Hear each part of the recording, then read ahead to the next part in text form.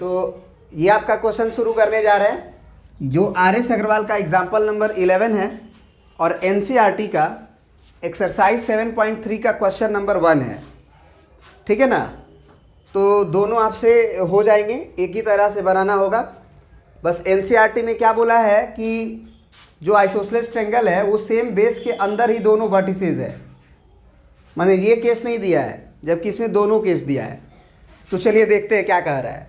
कह रहा है कि if two isosceles triangle have common base, है ना, if two isosceles triangle have common base, इसका मतलब ये होता है कि आपका एक triangle A B C isosceles है और एक ट्रायंगल देखिए डी बी सी भी आइसोसेलेस है, क्योंकि हमने ये लेंथ को बराबर रखा है। तो दोनों में बेस क्या हो गया, बी सी कॉमन हो गया, सेम बेस। तो एक केस ये भी हो सकता है कि ये जो आइसोसेलेस ट्रायंगल है कॉमन बेस के ऊपर, उसके लिए ट्रायंगल नीचे भी बन सकता है और ऊपर भी बन सकता है, क्योंकि ये लेंथ बराबर है। इस बेस को कॉमन रख के यहाँ भी वर्टिसेस बनाए तो भी हमारा कॉमन बेस से ही दोनों आइसोसेलेस बना। अगर हम ये वाला पॉइंट बी सी को बेस रख के ऊपर डी बना दें तो भी हमारा बेस सेम ही है, कॉमन है दोनों आइसोसेलेस ट्रायंगल के लिए। तो कह रहा है कि अगर ऐसा है, कॉमन बेस पर है, तो prove that the line joining their vertices bisect the common base at right angle. तो आप प्रूफ करिए कि जब वर्टिसेस को ज्वाइन करिएगा दोनों आइसोसेलेस ट्रायंगल का, एक आपका डी बी सी आइसोसेलेस है, एक ए बी सी आइसोसेलेस है, तो वो वर्टिसेस को जब ज्वाइन करने वाला जो लाइन होगा ना, वो हमें प्रूफ करना है कि ये एंगल 90 डिग्री होगा। समझ रहे बात को? बोलो। तो ये हमें प्रूफ करना है। तो अब जरा सोचो कि हमें क्या प्रूफ करना है। हमें प्रूफ करना है कि बीई की लंबाई जो होगी इसी के बराबर होगी, और हमें यहाँ पे कंसीडर करने की ज़रूरत है कि मतलब ऐसे सोचो कि अगर तुमको बीई बराबर ईसी करना है, समझ रहे बात को, अगर बीई बराबर ईसी करना है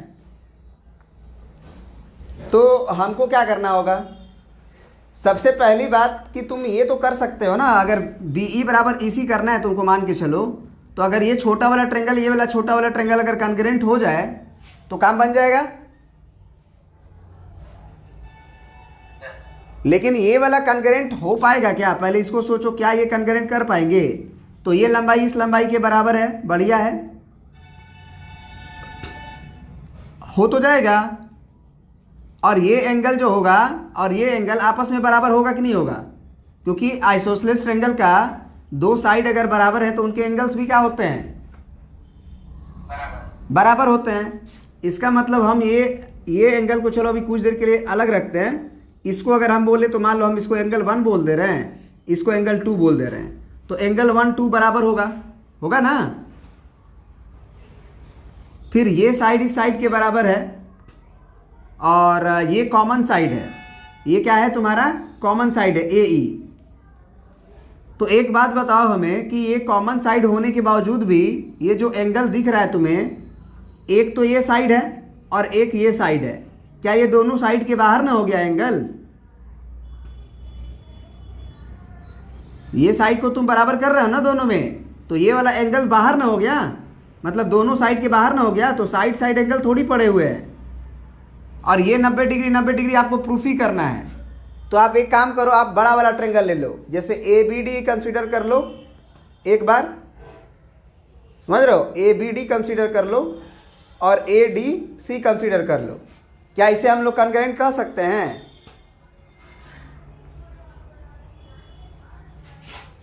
देखो, ये लंबाई इस लंबाई के बराबर, ये लंबाई इस लंबाई के बराबर, यहाँ जो एंगल बन रहा है वो इसके बराबर, और यहाँ जो एंगल बन रहा है वो इसके बराबर। सही बात है? बराबर होगा ना। तो मतलब कंसीडर करवा रहे हैं हम तुम्हें, consider triangle A B D and A C D, A B D और ए सी डी।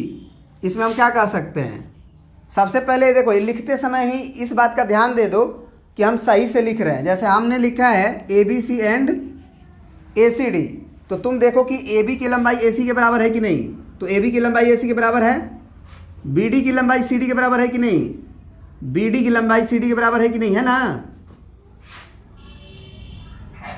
और यहाँ देखो ए डी की लंबाई ए डी के बराबर है कि नहीं, मतलब ये हम सही लिखे हैं ऑर्डरिंग। तो अब यहाँ पे आप क्या कह सकते हो कि ए बी बराबर क्या है तुम्हारा, ए बी बराबर ए सी गिवन है। फिर आप और क्या लिख सकते हो, बी डी बराबर सी डी लिख सकते हो, बी डी बराबर सी डी। ये कैसे, ये भी गिवन। और आप ये भी कह सकते हो कि ए डी बराबर ए डी, ये कॉमन, तो कॉमन हो गया ये। तो अब तीनों साइड अगर तुम्हें बराबर लग रहा है तो तुम नहीं लिख दोगे बाई साइड साइड साइड।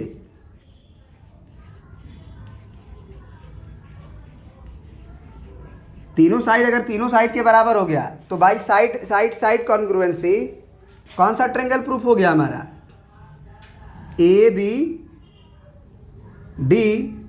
ये सही लिखे थे हम लोग ordering, concurrent to triangle A C D. समझ रहे हो बात को। जैसे ही ये कॉन्करेंट हुआ, सुनना हमारी बात को ध्यान से, जैसे ही ये कॉन्ग्रुएंट हुआ कॉरस्पॉन्डिंग पार्ट सारे बराबर हो जाएंगे। तो इधर वाला जो ट्रायंगल ए बी डी दिख रहे हो, ए बी डी, उसमें ये एंगल को तुम 1 बोल दो, चाहे 1 अगर बोले हुए हो, अगर मान के चलो।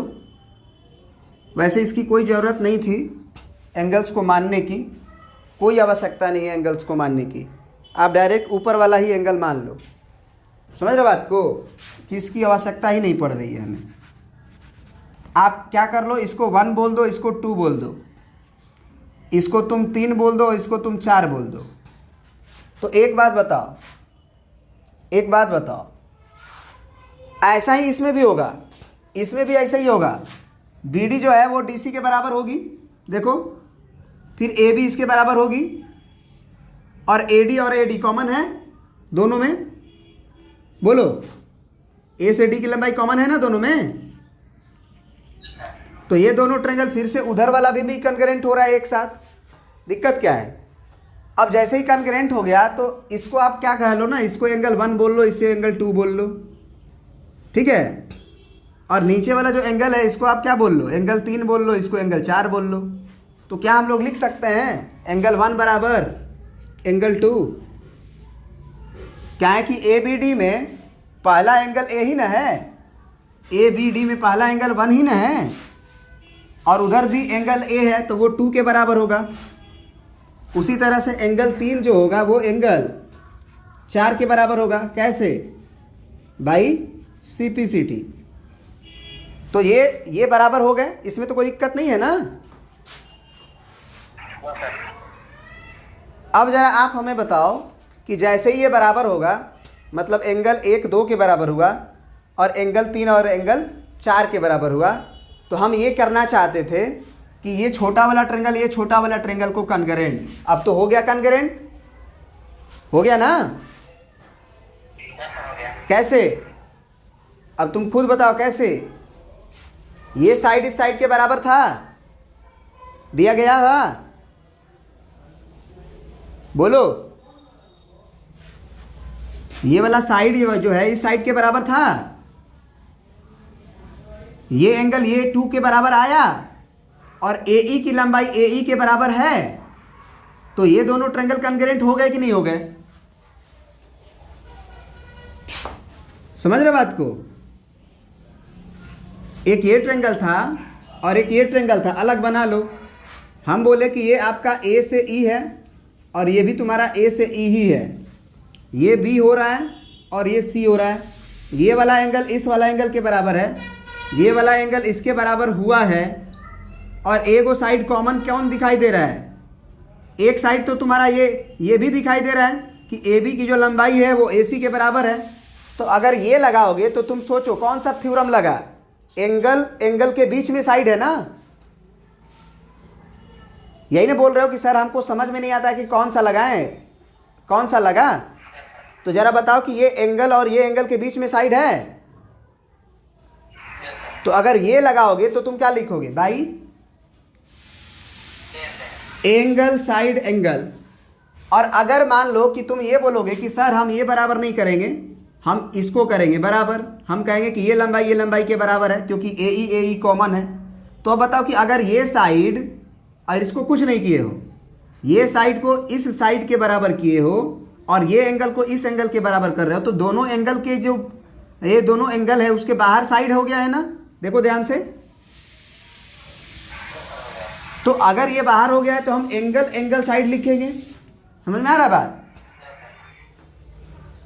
तो ये समझना जरूरी था। अगर आपको कंफ्यूजन हो रहा है कि आखिर कौन सा लग रहा है, तो आप दोनों ट्रायंगल को सेपरेट बना लो, बाहर बना लो, एक इधर एक उधर। फिगर उसी के जैसा, जैसे ए ई है तो ए ई के जैसा ही एक साथ, ए बी इधर है, ए बी इधर बना लिए, ए सी इधर बना लिए। अब जो साइड्स बराबर दिखेंगे वो बराबर हो जाएंगे। अब सुनो, डायरेक्ट हम अब लिख सकते हैं, कारण वगैरह तुम लिख लेना।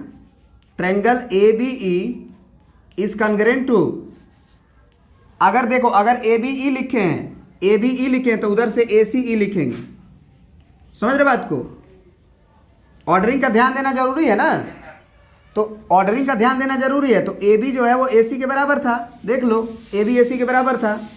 फिर आपका यहाँ देखो ए ई जो है वो ए ई के बराबर था, ए ई दो गो सही है तो सब सही है। कारण लिख लोगे, कोई दिक्कत तो है नहीं, बता दिए कैसे।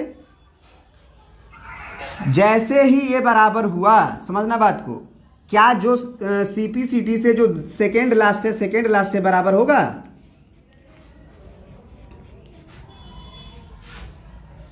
ये बी ई और सी ई बराबर होंगे। उसी तरह के हम बोल दे रहे हैं, इस एंगल को बोल दे रहे हैं, मान लो 3 4 भी यूज हो चुका है ना हमारा, तो 5 और 6 बोल देते हैं। इस एंगल को हम फिर से ये 5 और 6 बोल देते हैं, जो 1 2 लिखे हैं, 5 और 6। तो अब बताओ कि इसमें इधर वाले ट्रायंगल में एंगल 5 को क्या बोलोगे? इधर वाले ट्रायंगल में ई बोलोगे, लास्ट वाला बोलो। तो ई वाला ई के बराबर होगा ना, तो एंगल 6 के बराबर होगा। बगल में हम ई लिख दे रहे हैं ताकि ई का बोध हो, तो आप समझो कि 6 वाला ई की बात हो रही है, ऊपर वाला।